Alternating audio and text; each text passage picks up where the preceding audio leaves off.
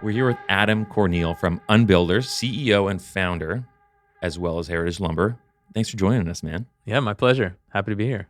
This is crazy. I mean, we won't put this is not about us. This is about Adam, but we are here in a new studio for the first time. We actually have video. We've been telling our audience for the better part of since we relaunched in November. But we're gonna have video. There's gonna be video, and we've done little snippets, but this is legit, and this is gonna be the first one. And you're, I don't want to say guinea pig because we have tested this. We're good to go. 2 minutes ago. Yeah, the paint is stitle drying. The paint is still drying. Exactly. Yeah. But Adam, it's awesome to have you here. We've been chatting a little bit back and forth. The last couple of years was a little crazy, but and you've been very busy. But we got you in here, and we get to unpack the Unbuilder story as well as your story in construction. Yeah, Deconstruction. Deconstruction. And construction.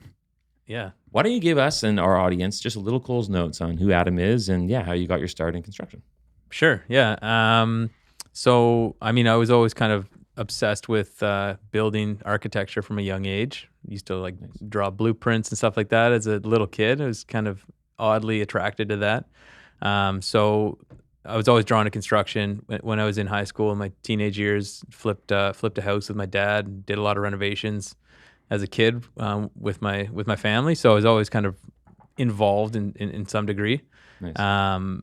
And when I went to university for something unrelated, as you do in a Bachelor of Arts, and when I came out, I just knew I want to be back in construction and I want to be pushing sustainability where I can. So starting in the construction space as a GC, and then just my path led to shifting from a builder to an unbuilder, and then that's where I've been for the last 5-6 years, really starting to build that side of the industry as we can and build those businesses.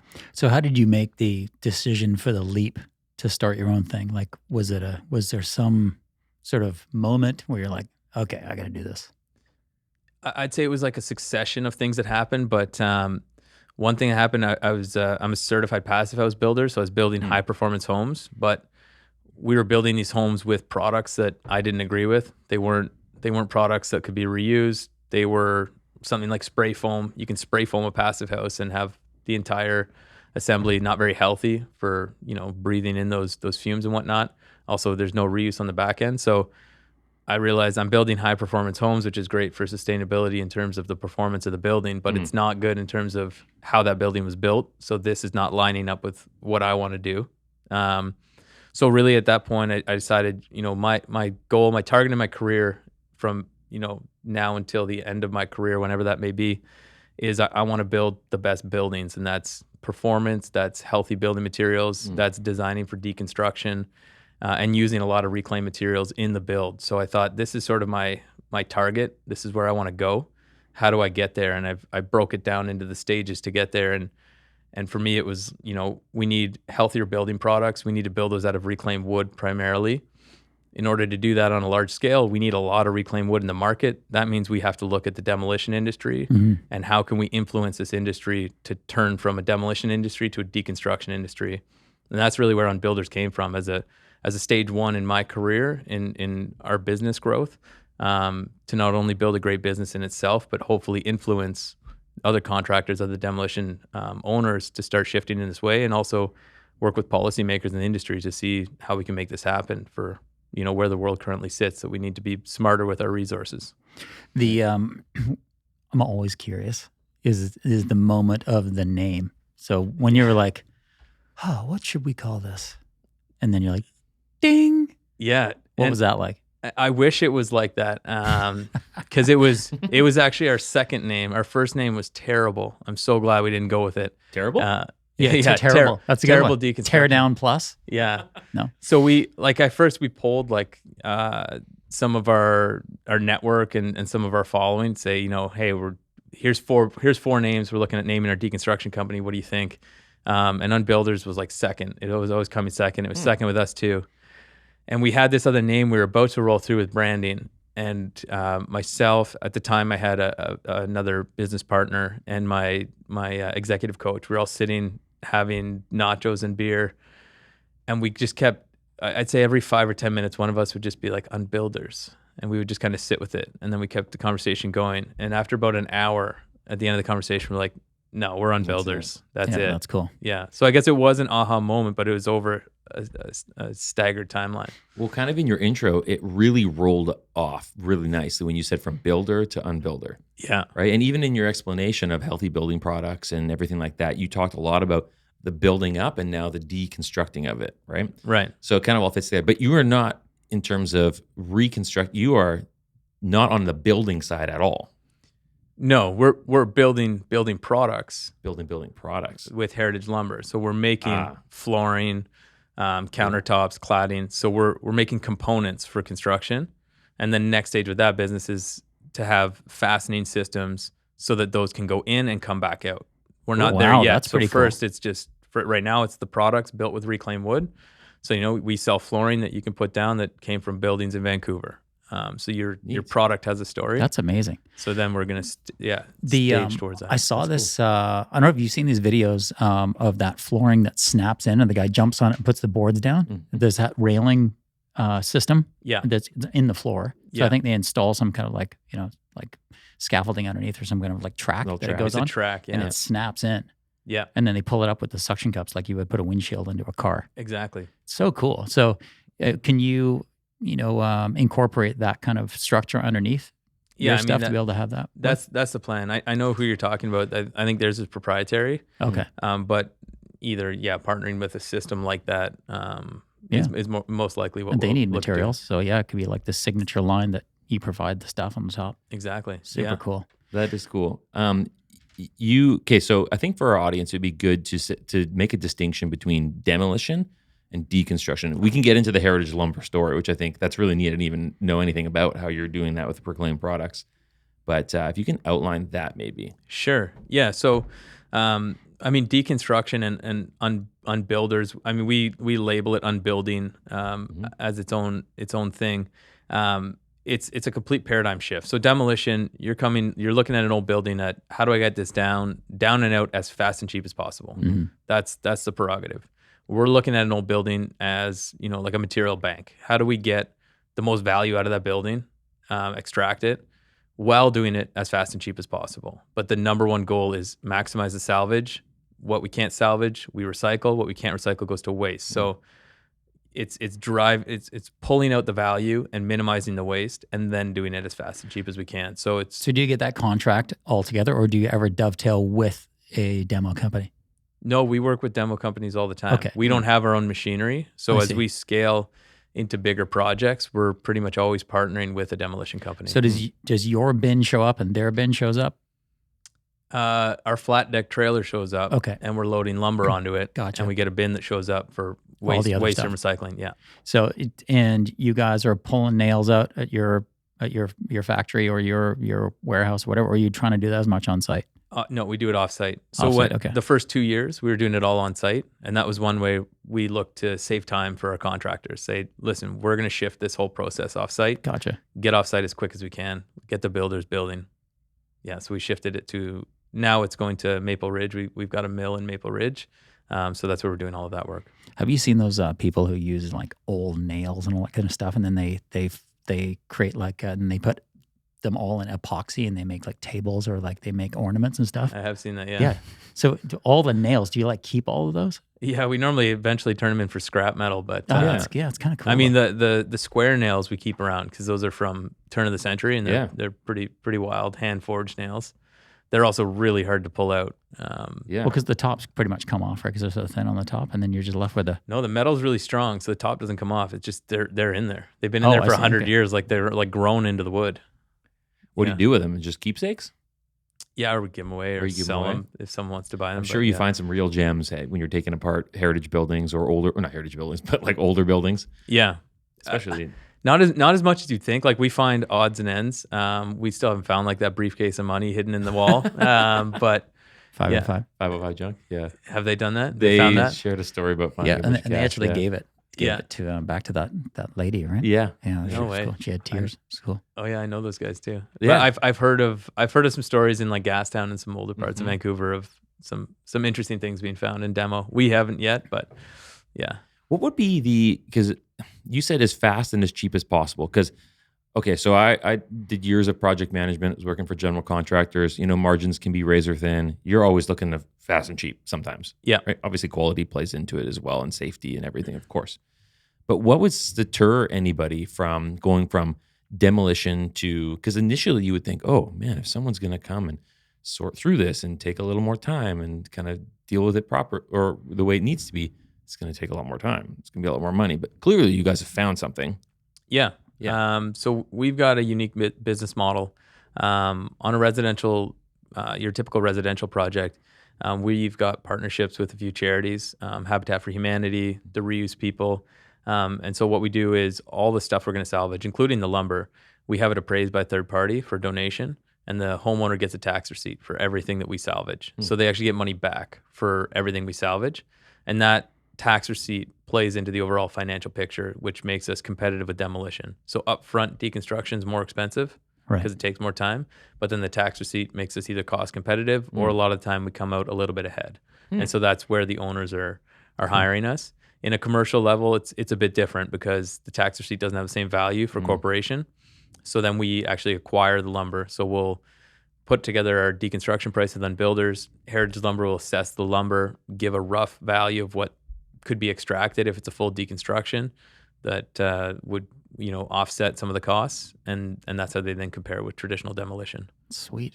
That's pretty cool. So on the corporate side, so there's obviously you have homeowner clients, and then have you done a lot of old warehouses and stuff like that, like down near the docks and all that kind of stuff? We've done some of that work, yeah. Okay. I would say that residential has been our bread and butter, and a lot of our work, but we're doing more and more commercial work every year. So yeah, we've done some historic big buildings. We finished a 30,000 square foot building in October in Victoria that was built in 1908. So that's definitely an area where we really want to focus. It's more like the downtown core, the old buildings that need heritage facade retention. Yeah. And now I know City of Vancouver, City of Victoria are looking at those ones saying, hey, we're making you preserve the facade. We don't want you demolishing the rest of the building because that's actually historic material. We want you to salvage it. So now we're trying to really position ourselves to work on those projects. That's where we come in. That's awesome. Pull that mic just a little bit closer to you.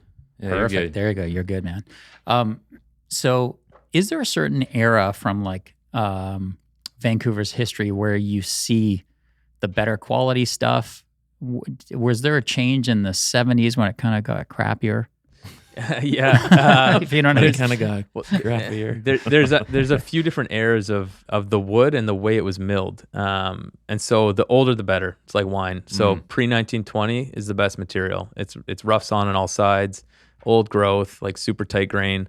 What type of wood are we talking? Like, is it? It's pretty much all Douglas fir. Douglas fir. Okay. In the Some Pacific cedar? Northwest. Yeah, we see some cedar, primarily in exterior stuff. Okay. So it's almost all fir, and then from there was evolutions in milling technology, which coincided with the ends of the wars. So obviously, troops came back, money was being kept in the country, and the mills saw an evolution in their technology. So around 1920.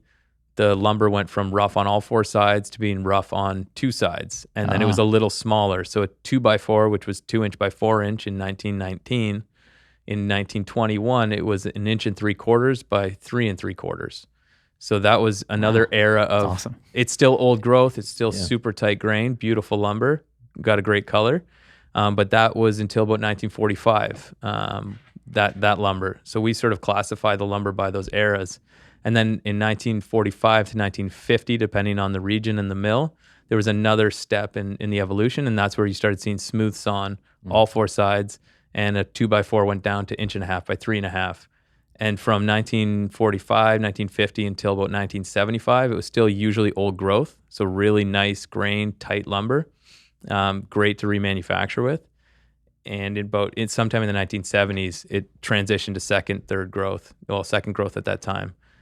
So the lumber it's more of an open grain. It's not as hard and as strong. Still beautiful Douglas fir, but yeah, pre-1970s is the cream of the crop, and really pre-1920 is the premium stuff.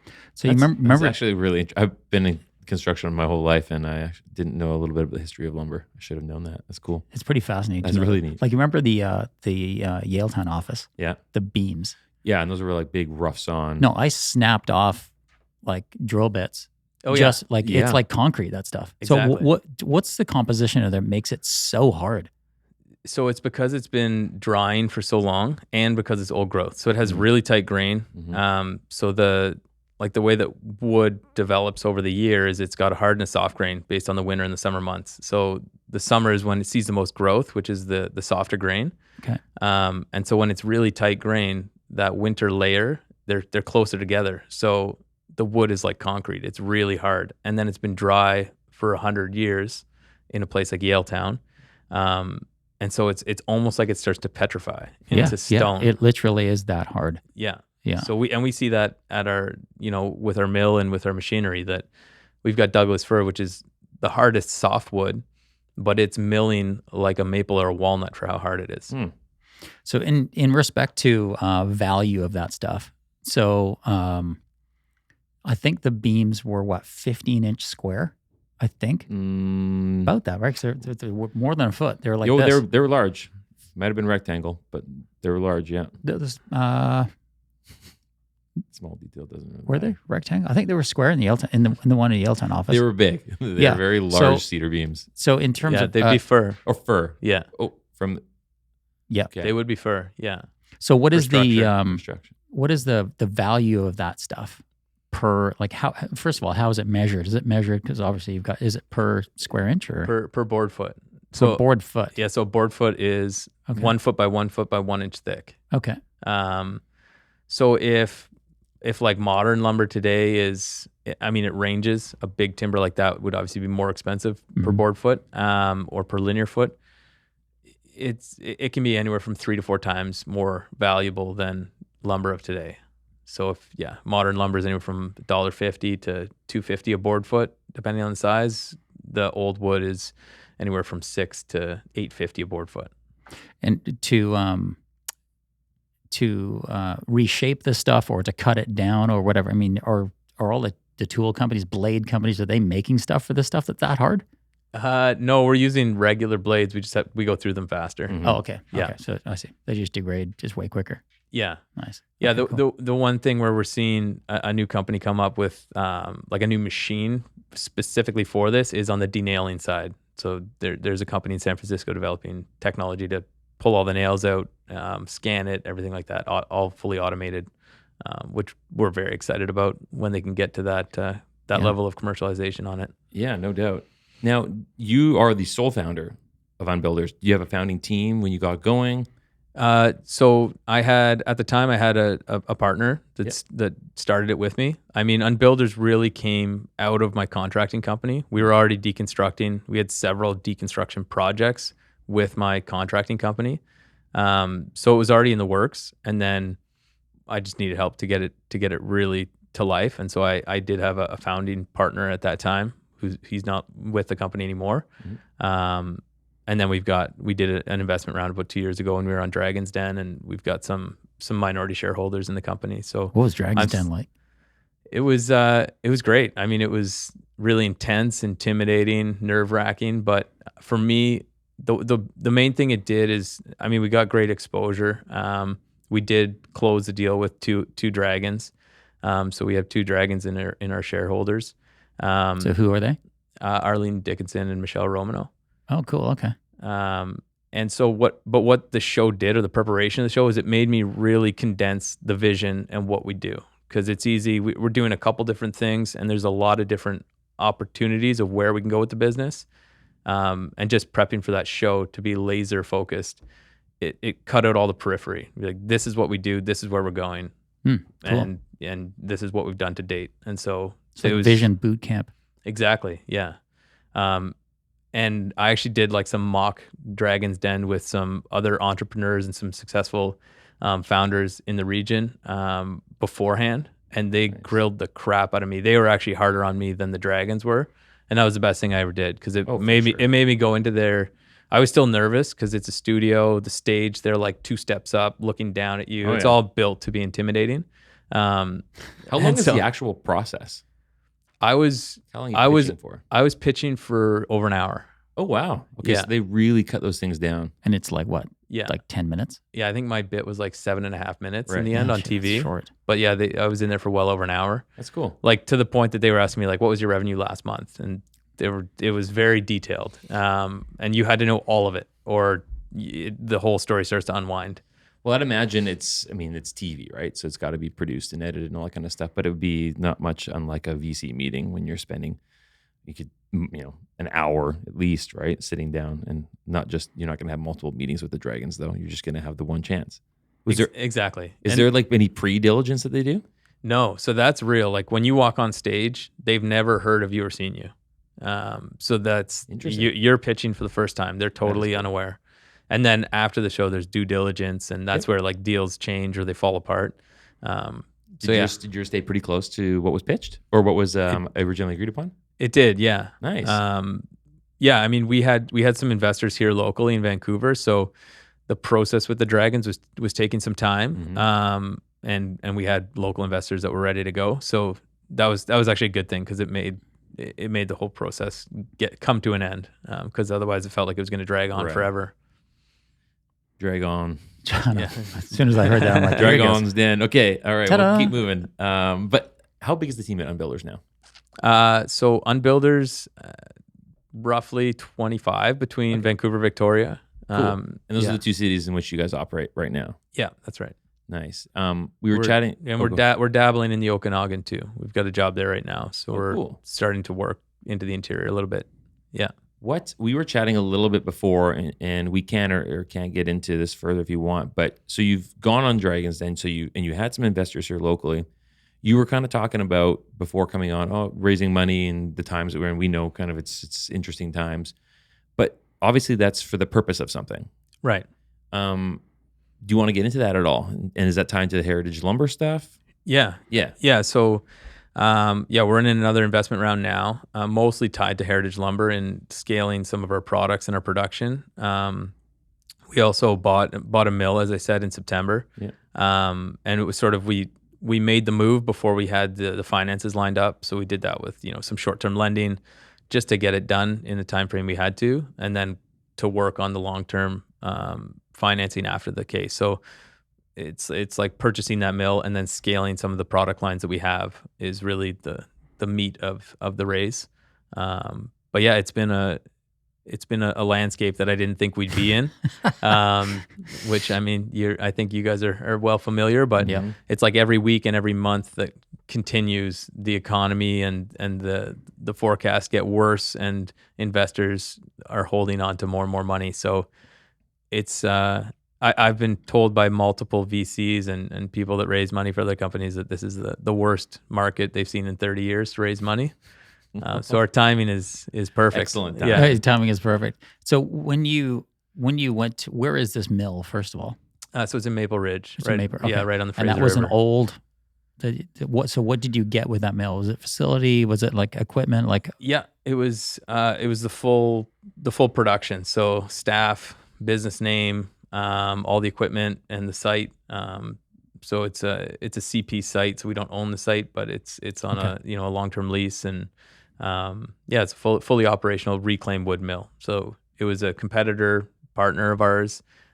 We were sort of sending our material to them to manufacture these products already, so it was a natural fit. And they wanted to just get out, and you guys took it over. Yeah, the owners. He's retiring. Oh, cool. So, he is retired now. That's a good story. Yeah, so I'd worked with him for 5-6 years, and that was one of my plans from day one. Is I hope to get to a point. And I told him this 5 years ago. I hope to get to a point where we can sort of purchase you as you want to retire, and so that's good. Come to fruition now. And you kept the name and the team, or did you? Yeah, so we've kept the name for now, and now we have to navigate kind of blending heritage lumber in with that brand. Yeah. Interesting. As things go, we were up in Whistler over the weekend. VRCA had their construction leadership forum, and we had a pretty interesting conversation with George Benson, right? The Vancouver Economic Commission. Got that right? Yeah. And he brought you guys up. Do you guys do any work together, or there's some pretty interesting projects they're working on, and some things that they're gaining internationally, experience-wise and intel-wise almost? Yeah. It's pretty beneficial, yeah. Yeah, we've done a lot of work with the VEC, and George in particular. He's great, really smart guy. colleague of mine, and we did like a BCIT capstone project where some students focused on our business and how to look at scaling deconstruction in general, and George worked with me on that one. And then the VEC, we've done some work, like we've provided lumber for some stuff in their office. And I mean, they're really there to help businesses in Vancouver, especially small businesses. So they've opened some doors for us and been a great resource for us. Is there, you're talking about case studies working with schools. Are there a lot of other players in the space, or is this still like a freshly navigated area that you guys are in and foresee yourselves in for a while?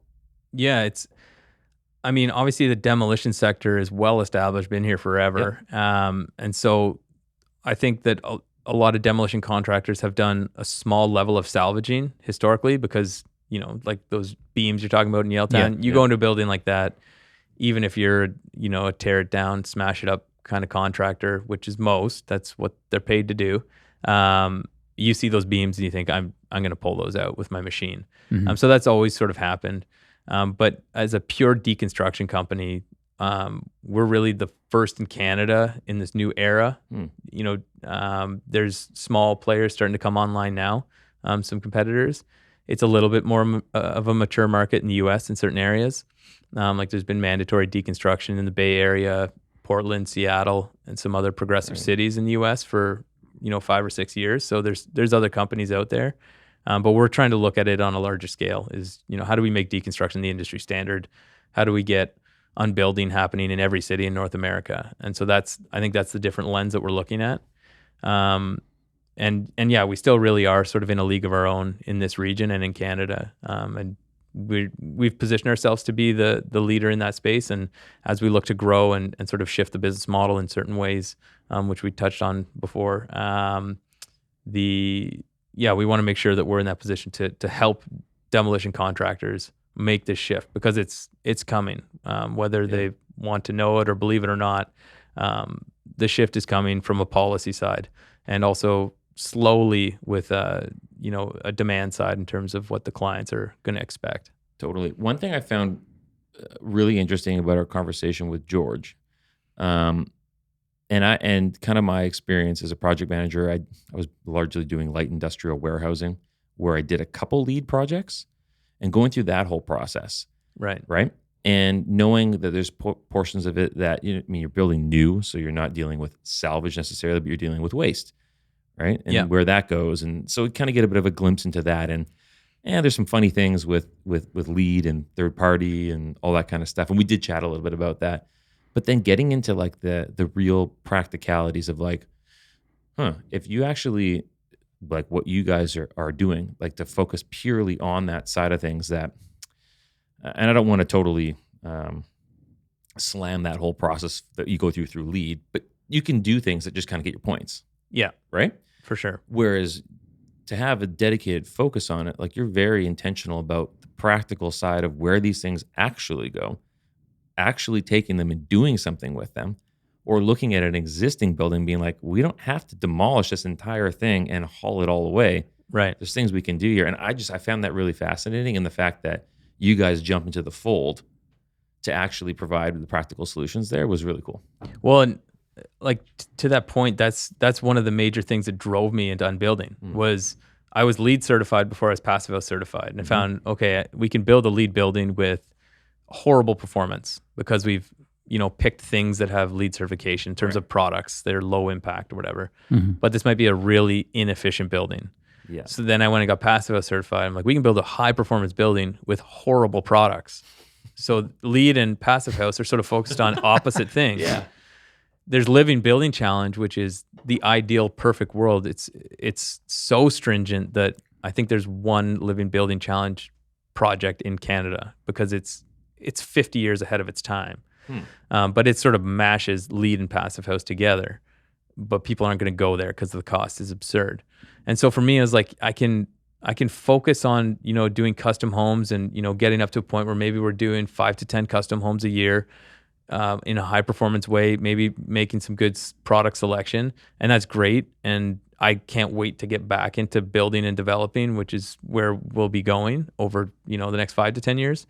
Or I can focus on this here and try to have a bigger impact. And so for me, I've always been driven by impact more than, financials. I'm not trying to, my main driver is not let's get as rich as I can. I wouldn't have chosen this pathway for sure. This is not the pathway. It's a long road. Yeah. Yeah. This is a long road.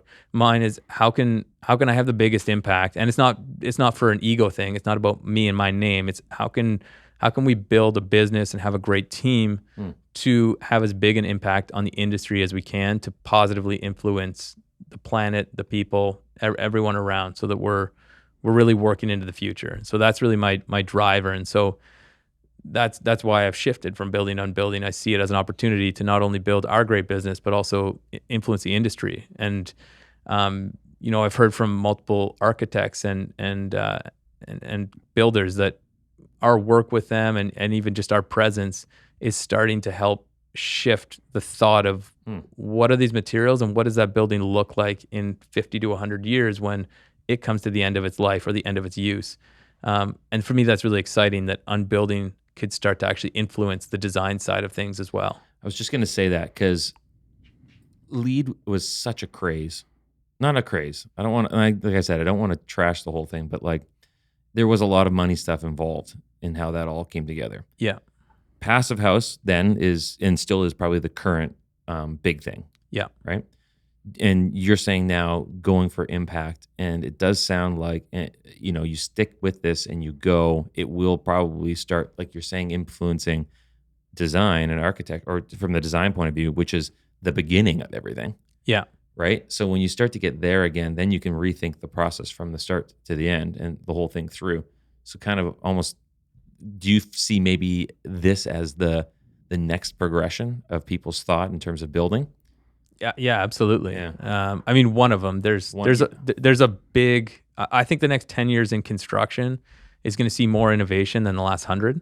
And the Pacific Northwest in particular, we're in a hot spot of innovation in construction, which is really exciting. I mean, even between SiteMax and when you look at Contech, but then also the real rise of prefabrication and not like modular homes like we're used to seeing like trailer parks, but really beautiful.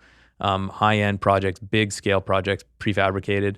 I think that's a big move that we're right at the start of seeing. There's a lot of great companies evolving right now in this region on that side.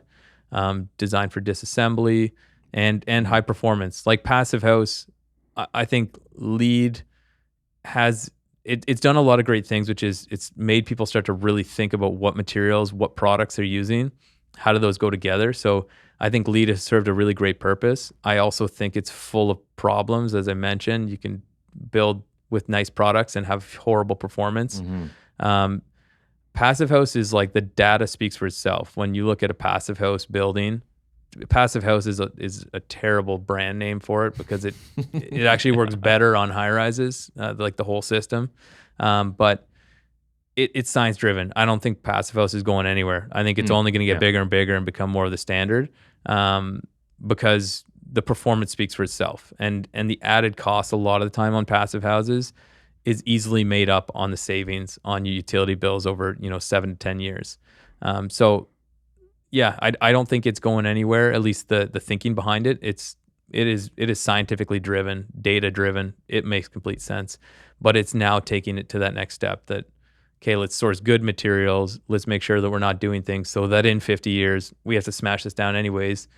And the next narrative that's already been talked about in Canadian building code, as well as code in the US, is looking at embodied carbon. So not only looking at storage. Yeah. So not only just looking at how the building performs when it's operating, but what went into that building to build it, and also what happened to the old building that sat on that property. Yeah. What is the full life cycle of all of that embodied carbon and all of the products all along the way? And that's on the reclaimed wood and the material side. For our other business, that's really exciting for me. If we start putting embodied carbon calculations on new construction, then reclaimed materials are going to see a massive rise. And you kind of need both because there's municipalities that are mandating deconstruction. Well, if you do that and the demand for reclaimed wood and salvage materials doesn't increase, we're not really solving a problem because now you're just shipping materials to a yard to rot. So you really want to see both at the same time. And that's part of why we have the two companies, because you can't just focus on the deconstruction without focusing on where the materials go. Right. That makes sense. You said something that caught my ear: design for disassembly. Yeah. Now, we think of buildings when you build them that, they're 100-year buildings, right? Is there a point where, and this goes back to the embodied carbon conversation we had with George. He was showing examples of buildings around the world that didn't get demolished completely. One, they're in city centers and hauling them out from a cost perspective, and I appreciated this, from like the practicality of like a business case, hauling it all out from a city and then building from scratch again. There's things you could do with the building that was existing. Yeah. But design for disassembly, and this is just my curiosity, does that mean that buildings get designed not to not last longer, but that you could modify them easier down the road and build upon them again? Exactly. Okay. Yeah.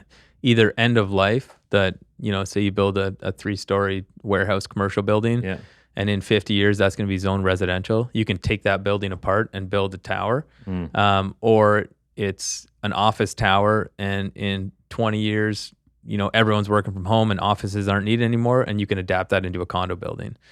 So it's either or. But it's really thinking about, it's not building a building that's, less structurally And not gonna sound last as and not long. going to last. It's building it smart with the right fastening systems that it can come apart. And, when you look at how we build buildings in North America, especially residential buildings, stick frame homes, and you compare that to any other industry, it's totally insane. Like when you want to buy a new car, you don't hire a team of 5 mechanics. They show up in your driveway with some metal and some parts, and they just start building a car in your driveway. Well, that's the way we build houses. It's pretty crazy. And this is where I see prefabrication with a massive future, because it only makes sense. You can automate it. You can make it super efficient. You can actually reduce the number of workers you need, which in this market is needed because there's not enough people. Historically, that would be a bad thing because you're taking jobs, but there's not people to do the work. And so the way that we build buildings right now is pretty crazy. And so we need to see that shift, and we're seeing that shift, which is exciting. And same with the end of life. Like when your car comes to the end of its life, it doesn't just go into the dump. The car is broken apart. The components are broken apart. The metal is scrapped. The fabric gets taken out. The glass gets taken apart. It's the same way we have to treat buildings. So this is it only makes sense. Like it's just logical that this is where construction and deconstruction are going. This is okay. It's really interesting because your mind automatically, or maybe for some, when you think of modular, you go cookie cutter. Everything's going to look the same. We're going to live in boxes, and it's like, but then you also said, when people build a house, it's like 5 mechanics show up to a place and start from scratch again. 5 engineers or whatever. Yeah. Start from scratch, which is kind of true. And I think people do love the idea of, I want to build a home one day. There needs to be some uniqueness and personality to it. But like, what if, I guess, the components that we're putting it together were somewhat standard, right? And it's like anything else you build a shelf. It doesn't have to look like somebody else's, but components could be standard. I don't know if that translates, but It does. It totally does, because you look at this thing in front of us here, made out of Lego, right?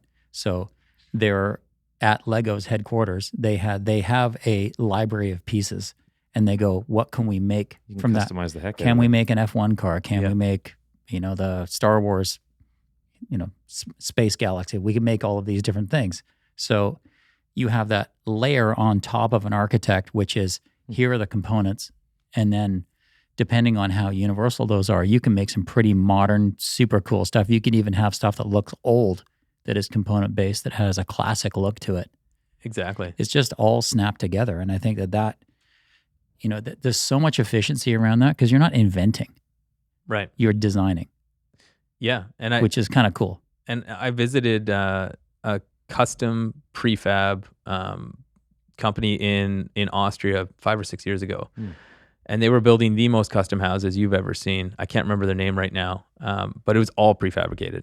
And so that basically blew my mind, but it's exactly what you're talking about. They have their catalog of components. They're building barrel vaulted houses, curved walls, all prefabricated. So Sweet, yeah. yeah, it's kind of like the sky's the limit. It's just depends on how big that prefab company is. So what are the resources to be more adaptable? The smaller you are, then the more cookie cutter you have to be. Yeah, that makes sense. But yeah, it's not that we're all going to live in the same house. No, that's very interesting. I mean, we could dovetail on this one for a while. That's pretty neat. Now, this is obviously where Heritage Lumber comes into play with building products, and you were talking right at the beginning there about the snap togethers and all that kind of stuff. Yeah. But this is where that side of the business really, its future exists. Yeah, absolutely. And so as I said, Unbuilders is sort of always for me like stage one of this, chain of vertically integrated companies, and the start of a supply chain. So it's extracting materials. I see us as like urban miners, urban lumberjacks. So we're coming in, we're extracting lumber, but not from cutting trees down, but from old buildings to then go into the supply. We're now creating building products, and we'll scale those and continue to adapt them. And we're not looking at it, again, there's a lot of reclaimed wood shops in this city and just about every city in North America, doing either custom furniture or some of the same types of products we're making, like flooring and custom timber packages. But we know as deconstruction picks up steam and starts to be mandated across North America, that means there's going to be a lot of reclaimed wood on the market, which is what we're excited about. So we need to make building products that can consume and use a lot of that wood. So that's why we're looking at flooring and walls. We're also making sheets and panels right now. So you could do all your walls in reclaimed sheets that we're making that are entirely from salvaged lumber. And so we're looking at it on a bigger scale, just like Unbuilders. We're looking at the lumber. We're not a custom. If you want a custom piece of reclaimed furniture, we can supply the wood and we'll give you 5 great wood shops to call, but we're not going to do it. Yeah, we're looking at large scale building products. Right. So what is the exact business model on the input side, on the output side? Sort of, is there a certain price that you're paying? Let's say I've got a Vancouver special, okay, and it's got some stuff you want in it. I don't know if you would, but 60s, 70s building. I don't know. So let's say I always want to tear that thing down. You guys are like, okay, do you guys go and price what you think's going to be there? Who gets the money, the tax receipt? Like, how does that all work? Just on the input side of the supply. Yeah, so we'll show up to a project and then we're gonna price it that makes the most sense. So, as I said, we're working with demolition companies. We've got some partnerships that we've got in each region, and we're gonna make sure that the shoe fits for the right job. So, Vancouver special, it probably doesn't make sense to do a full hand deconstruction. The cost versus the benefit, it may not be there. We still will probably dabble and put that price together, get it appraised, and see if it works out. Right. But we're doing a lot of hybrid work now where we're bringing a machine in, we're ripping the building apart in big sections. It's almost like defabrication. Okay. So pull it apart in big sections, drop those down on the yard if we have space. If not, throw it on a trailer, bring it back to our yard, and then dismantle it from there. So we're doing a lot more of that hybrid work where it's sort of in between demolition and deconstruction, just to keep us busy and also try to adapt, because not every person and every project is going to, make sense to fully deconstruct. So, so the homeowner of the property, let's say, who wants to redevelop their property, they're not selling it. They just want to tear it down, new house. Yeah. Okay. So let's not talk Vancouver special because this components suck. Let's talk about like west of Dunbar. Okay. It's old house, 30s or whatever. Right. It's got the stuff you want in it. So, you go in, you price what you think's going to be there, or do you price it once you know what you've taken out? Like how do you? We price in advance. Like we work on fixed pricing. So okay. We're going to go in there and price in advance. I'll know. I can know from just looking at the BC assessment on the ERA and Google Images. I can give you probably within 5% of how much wood we're going to pull out of that building. So we can do it without even really doing a site visit. The site visit is needed to know like what's the cabinetry, what's the windows, what's the flooring, the other goods that we donate to charity. Yeah. To drive the tax receipt value. That's what we really need to know. So we do require a site visit to estimate something. But we're giving upfront estimates and we're giving upfront appraisals, initial appraisals. So what would it cost to deconstruct? What will I get back? Yeah. And does that make sense? And most of the time, is it a check mark? Yes, do that, or is sometimes they're like, no, I don't know. No, it's a variety. Like we don't land every job we quote. I wish. I see. Okay. Yeah, we have similar sort of success rates as most demolition. Like, are there times that you've communicated the value and they go, "Oh, wow, didn't realize we had that," and then you're like, "Ah, shoot." Does that ever happen? I'd say that the biggest like misnomer right now is either people call us assuming that we're going to be cheaper than demolition right off the bat. It's like, well, you're getting materials, so you're going to be cheaper. It's like, yeah, but we have 4 or 5 people versus one machine operator. Like, we're more expensive. Or same with the wood. They'll think, oh, it's reclaimed wood, so it's cheap, right? It's crap. It's like, no, it's more valuable because it's better wood. So yeah, people don't fully understand. Even like green builders, I've gone to jobs for the first time when we were first meeting them. They're building high performance greenhouses, sustainable homes. So obviously they're going to call on builders. It makes sense. It's a value alignment. But they'll be like, there's no value in here, right? Like a 1920s house is just full of junk. It's like, no, like it's behind the walls. That's the value. And so there's a big educational component to deconstruction and reclaimed wood in general. And that's why I like to do podcasts. It's why I like to talk as much as I can, because we really got to get people up to speed. Okay, kind of funny question. Does that mean that the jobs that that you bid on and don't win, unfortunately, don't get unbuilt correctly? 100%. They're smashed. They're smashed. So there's some where like smash the cash. It's all gone. Yeah. Yeah. I don't cry myself to sleep anymore. I've just gotten used to it. But yeah, no, there's some that are really sad that like it's gorgeous material. There's no way that it should be demolished. But we don't make those decisions. Well, I mean, that's kind of where the education play comes in, right? Like you were saying, coming on here, going elsewhere. I mean, you've got a good network behind you, but even if it's not you winning it, just the fact that there is the value there and that someone could take the initiative to do it, it's happening at least. For sure. And even the demolition companies, as I said, like they're providing supply for our other business a lot of the time. So, I try to make it really clear, because sometimes people think that, I'm out to like get the demolition contractors, when in fact we're partnering with a lot of them. We need the demolition contractors, and I hope that they'll adapt as needed. But they're also our suppliers, they're our partners. And so it's not, the problem is not the demolition contractors. The problem is the system. And that's what we're trying to work on changing. And there's some pushback, like City of Victoria, District of North Van have recently mandated deconstruction on single family homes. So in District of North Van right now, as of January 1, if you're going to take down a pre-1950 house, you have to deconstruct and salvage it. And some contractors are really fighting this and having a hard time. And in Victoria, it's going to be September 1. The big argument is time and cost. It's always the thing. And that's a valid concern. It's real. It costs more money up front, and it takes more time. And so we're trying to work with the policymakers, because both those regions, they consulted with us for many months, if not years, to figure out what's the right policy to get this into play. And so I'm trying to really make it loud and heard that you've got to look to incentivize this. It's great to mandate it from a sustainability level, but from an affordability level, you are adding costs, you are adding time, which adds cost. So that project in the end is going to be more expensive and therefore less affordable.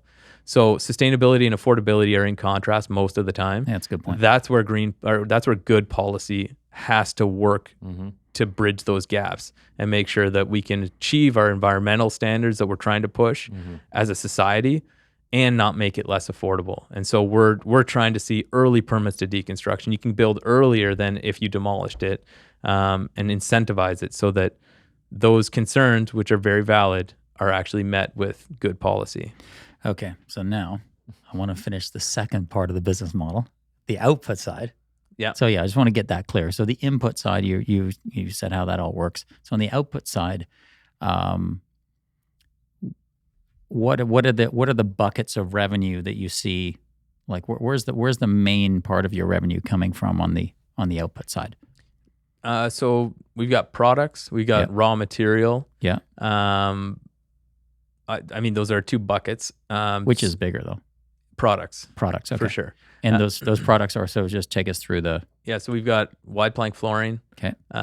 So right now we're making solid flooring, so it's 3/4 inch thick solid wood. Okay. We're moving over the next few months to engineered flooring, just to have a bigger market. Yeah. Wall cladding, so tongue and groove cladding that you could do walls with. Like old 70s stuff, like that kind of thing? The stuff that people used to hate? No, not Okay. like But cool. wall, not like wall paneling. This like faux wood. This No, is like the real like old rec rooms from the 70s. yeah. It had the shag below it. You used to have the wood, and you used to have a bar downstairs, and That's kind of a look. It's just It's coming back, a bit though. different, but Yeah. it's still Yeah. a wall covering. Of okay. sort. All right, okay, keep going. Sorry. Yeah, I don't want to associate us with the 70s because I think it's kind of a dark era of design. Is it? Well, I don't know. guess. What's the Different. what's the that post and beam kind of look? Yeah, From is that 70s? that's more 60s. 60s, like yeah, that, we take some of those down. the Frank Sinatra stuff Yeah. style from like Phoenix and all that kind of stuff with the, the yeah, long, post and beam and then wood all along the ceiling. Yeah. So what is that? 60s? That's more 60s That into the stuff's pretty 70s, cool. but it's 60s. That stuff's so cool. He's taking it down, James. Relax, or just My- it's over. A buddy of mine has a house like that, and what he did was he kept all of the cool stuff. He's got like a spiral staircase. He put new shag in, brand new. And whatever that stuff is, it's like that, that white rock that kind of looked like, you ever seen that stuff? It's like bright white. It was kind of rock work. Okay. Anyway, he's got that going down the metal spiral staircase downstairs. He's a movie guy. He's like, and he's got his sounds James funky. Bond shrine, and it's amazing. It does sound funky. Like, we're talking seriously amazing design, not like Okay. cheesy. We're talking, his house was in Design Magazine. Nice. Yeah. we So, need photos. yeah. All right, fine. Okay. So Off track. yeah, so flooring, walls, we what we call beam wrap, which is like faux beams. So we cut like yeah, a layer yeah. that you can make That's cool. a beam look like a real beam. Yeah. And then custom cut timber packages, counters and desktops. So we're not doing custom furniture, but we're doing like standard desktops, countertops, and then raw material. Is there, when you were saying that, if you were to take down something that had a significant history to it that wasn't a heritage site or just had a story to it as a certain, does that go along with, like, do you QR code this stuff or like ID this stuff so that as it goes through, the story kind of goes with what those components are? So we don't do that yet, but that's definitely The been signature series? yeah, that's Custody for that's life. I could totally that's see a that. big that's a big goal of ours to get to that level. It's that like having a every classic car in your barcode, garage. every barcode Yeah. of every piece of wood associates with the job it came out of. We can do that, but it's basically all in my head. Yeah. So makes it's sense. like, oh, we know where that wood came from. But there is that component to it too with a lot of our customers that they want that story. They want to know what building did that come from. It's cachet, though. I mean, it's almost like it's that luxury thing where somebody says, "Do you realize that this part of my home was built with? Here's where it used to be, and here's the photo on the wall." Like, that's so cool. Well, and or when we're starting to get some projects like this that this part of my house was built from the old house that was here. Right. Oh, yeah. And that's sort of those are the stories we're really excited about, especially when we're looking at like commercial historic buildings. I won't call them heritage because they're coming down. Yeah. But the developers that we're working with that are looking at, okay, you guys deconstruct it, ship it all to your mill, and let's manufacture all the flooring, all the new products that we can out of that for the new building, and keep it all within the same site. Yeah, that's super cool. I like that. Okay, this kind of you're getting into a little bit more of the business model and scale and all that kind of stuff. But with locations in Victoria, Vancouver, and some a project in the Okanagan, and you've talked about a vertically integrated company. What can you talk about in terms of the scale play? I think you kind of did talk about a little bit before we started recording. Yeah. What ultimately you can grow to do and get this in other locations. Yeah, I mean, ultimately, our goal is, I mean, we're growing a great business in ourselves, but we're really trying to be a catalyst for change. So we want to be part of the movement of shifting from demolition to deconstruction. Mm-hmm. So, as I said, there's a lot of great demo companies out there. Our goal is not to put everyone out of business by any means. Our goal is to work with these companies and see how we can help them adapt as well as ourselves. So we're looking at a few different options of how to expand Unbuilders. It expands differently than Heritage Lumber. But there's either going at a franchise model, which is going to be rather difficult. Mm-hmm. Construction franchises historically have been fairly hard to get traction with, getting beyond sort of the central region, or looking at more of a licensing model where we can take our systems, take our knowledge, and package that, our training, and start to teach other contractors on how they can shift. And so that's sort of where our focus Yeah, I is could see that. moving forward. Yeah, because definitely the getting the bills, the business is, yes, it's relationships, et cetera, knowing what projects are coming up. So there's obviously some experience you have there, but that can be learned pretty quick. But I think that process of what you guys do with it and the products that you have on the other side, those two vectors there definitely have that proprietary kind of thing to it. So investing in those systems, like no one can do it like we can. And there might even be some tooling, some kind of thing you have patents on. Yeah. That you can sort of, you can have that value proposition out there that, as you say, you could just sell the systems. Exactly. Yeah. That's awesome. So cool. It is. We've talked then a little bit about the catalyst for change. What are you most excited about the future, the next 3 to 5 years, not just for your business, but the industry? We've talked about where it's going, but what gets you excited? I'm excited to see this movement towards prefabrication. I think it's going to be more efficient buildings, less waste, both on a construction side and a deconstruction demolition side.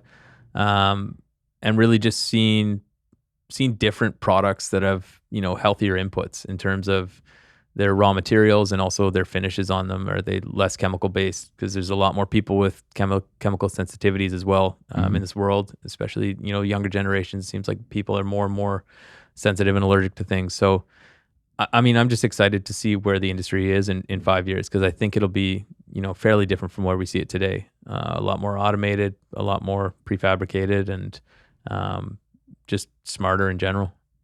Nice. Wow. I know it's going to be interesting. With prefabrication, and we always talk about this, about, how the job site will change over the next amount of years, and what activities could be augmented by or replaced by, robotics. Yeah. And the more predictable the materials are, the more prefab they are, the easier that is to happen, I would imagine. So do you think you're going to see what's your vision of what let's say a home will look like from a building point of view in the next, let's say 20 years from now? Which elements of construction do you think are going to have the most change, from excavation to final cladding to interior finishes? I could see sort of your coverings as a big part of change. So when you're thinking of your drywall, your flooring covering, your siding, because most of that is built for single use. You look at drywall, if you put a hole in the wall, or even if you have a problem with your electrical and you need to find it, you have to dig a channel in it. You got to put new board on. It all is single use, and then it has to be replaced. Whereas if that was a panel, you could literally take the panel off, work on it, put the panel back. Yeah. Same with siding, same with flooring. That just, even saying that right now, it just seems like, what are we doing? What have we been doing for so long? I don't care if there's a minor seam in my wall necessarily, or maybe it's totally hidden. I know. So I was just thinking that exact same thing. So we have created a huge amount of waste because we don't like to see seams in paint. Yeah, it kind of drives me nuts. All the attention, it drives me nuts, but yet it's also important. All the attention on straws and single use plastics. We need to get away from them. I get it. Although it takes 10 uses of a paper bag to replace the embodied carbon of a single plastic bag. So now we're all using paper bags. It's actually way worse for the environment. But no one thought about that before they made that rule. Starting to see plastic straws again? Yeah, plastic straws are coming back because people don't like paper straws. The ones that don't work, those ones. Yeah, but you're talking about volume of waste. The amount of single-use plastic straws we use in Canada is equivalent to 2 houses we deconstruct all across Canada. So when you're talking about where should the attention be, no doubt, we're dealing with single-use housing, not just single-use straws. And so this is why we're trying to be loud and clear that this is a major problem, but it's a major opportunity. This isn't something scary that we have to reinvent everything. Deconstruction used to be the way that we took buildings down pre-World War I. If you think back to your grandpa, I'm sure that they had jars of old nails in the basement and little pieces of scrap wood, because coming out of the 19th century into the Depression, we saved everything. We didn't smash buildings down and throw them all in the dumpster. They used to take them apart. So deconstruction is as old as construction. It's just demolition rose out of a time of abundance when we thought materials are infinite. It's way cheaper and faster. Just get rid of that one and get a new one. And now that's starting to change as we're realizing resources are not infinite and there's a better way to do things. And we need to start looking at how we can reuse things and keep them in production, keep them in supply. That's awesome. Well, I got to say, the whole conversation is pretty refreshing. Yeah, you know, it is. There is a lot. There can be a lot of, alarmism, I guess, around certain things. Just kind of getting a little bit worked up about the example you just gave of plastic straws versus two houses deconstructed. Like, if we look at the practicalities of where the battles are that we could be fighting, and actually seeing significant wins in, Yeah, like that's kind of eye opening. It is specifically to you because I think that a number of times you said to me, like, God, there's so much stuff for the sake of stuff, and you go, what impact did that really have? I'm like a pretty practical guy. Like, I was on the tools originally, and went into project management. But like, I just look at it like, hit me with a logical argument or a conversation, or just facts of something that I can see tangibly and stuff like that. right. So like this, and even our conversation with George was just seemed very practical. And I'm like, yeah, that's awesome. Because like, that makes sense. Why you got to smash so many walls? Totally. Yeah, and I mean, I try to sit in a place of optimism. Yeah.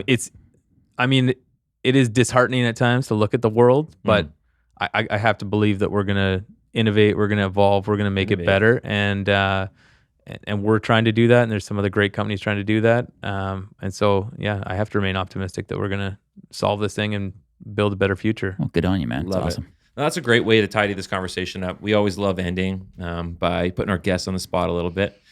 But no, actually just getting to know them a little bit more and allowing our audience the same. Is there anything you'd want to leave with our listeners? This could be our audience. It could be those that are in your network or even future employees or customers of yours. Anything you'd want to leave them with? Maybe to just like stay persistent, I suppose, is sort of our, one of the values that we drive, because this is hard. Like doing what's always been done is the easy thing. Doing something different is extremely difficult. And so, we just got to stay persistent, and we need support and partners and all the help we can get to really keep driving home the mission that we're on. So yeah, it's a team effort. I know that's kind of cliche or corny, but it really does take everyone working with us. So, we need our team, we need our partners, we need our competitors. It's all kind of tied together.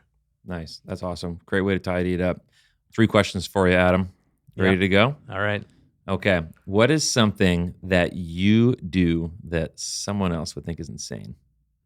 I sleep 5 hours a night. That's probably the one thing. Are you in bed up early or late? And so I mean, I have to work a lot because I've got the 2 businesses, and just we're still early stage, so that's requires a ton of effort. Yeah. I also have a 3-year-old and a wife at home, and I've made it my mission that I'm going to spend significant time with them every day and every week. Cool.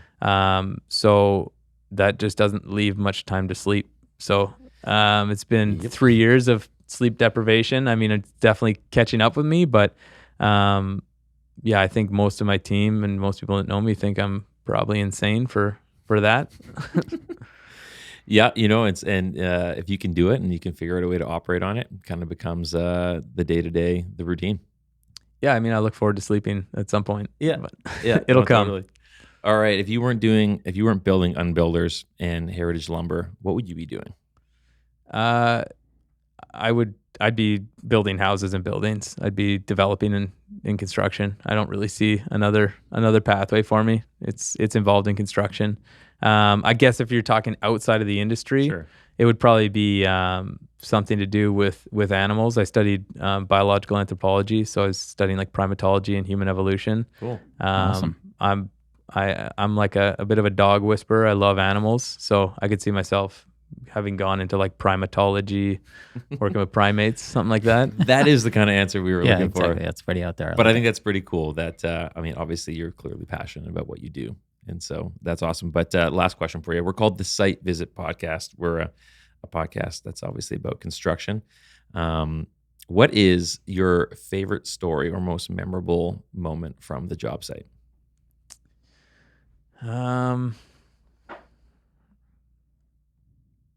That's a good one. I didn't have the time to think about this one in advance. It's funny. Oftentimes people will say it's like sometimes people will have a great story and it's often not shareable on the podcast. Yeah, I've got a few of those. I'm trying to think of the best one that I could share. I'll think of one. This is kind of a negative story for us, I suppose. But it was when I was contracting. We had a really difficult client. And they got more and more difficult as the job went on. I mean, we did a good job. They were actually happy in the end, but they made it clear that they weren't happy all along the way, just to try to grind us down and make us feel terrible. And I remember we were like 95% done. We're coming to the end of the job, and we went and grabbed coffees or something like that. I came back to site, and the client was on site fuming about something minor. And as I walk in the door, my laborer like moved a tool, and his glass railing that we just installed shattered right in front of him as we're trying to get this thing done. And that led to, the following day, him telling us he's not paying us our final check. And my personality, I'm kind of like a quiet, nice guy, and probably to my detriment. Nice guys finish last. And this guy was like your classic alpha male type.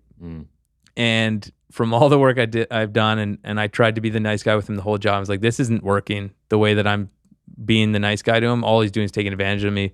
And so I was like, I need to get that final check.